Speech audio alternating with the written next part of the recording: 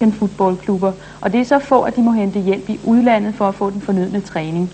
Vi var med, da Danmarks førende klub, Copenhagen Vikings, i går havde besøg af det norske hold Trolls. Michael, hvad er der så sjovt ved American football? Det er nyt, det er anderledes, det er spændende. Der er mere liv end i almindelig fodbold.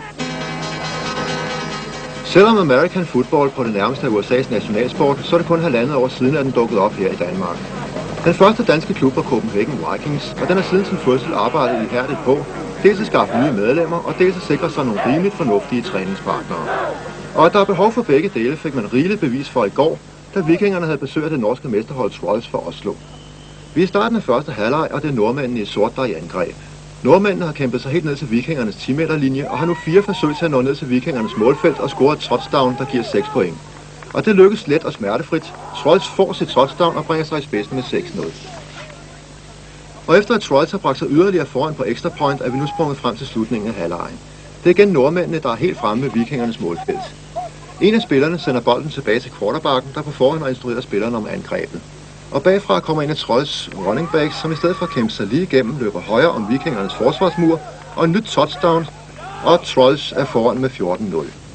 Og sådan fortsatte det. Vikingerne tabte slaget med 42-0, men vandt til gengæld endnu en gang kampen om mediernes bevågenhed. Hvorfor er det så vigtigt for jer at få sporten kendt? Det er det for at få nogle mennesker til at interessere sig for det, så dels så man kan få et par hold i København til at spille, måske 3-4 hold i løbet af et par år. Så man kan starte en turnering i Danmark og gøre det interessant for publikum, så få nogle egne baner for egne lokaliteter og den vej igennem. Er det så jeres endemål? Ja, målsætning med det hele er at få skabt en dansk division. Det vil nok tage lidt længere tid, men vi arbejder der på det. Og det er også derfor, vi bliver nødt til at spille mod udenlandske hold, fordi der ikke er nogen i Danmark.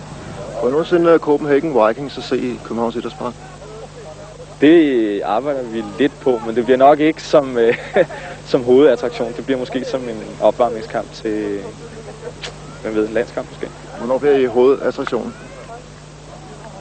5 år.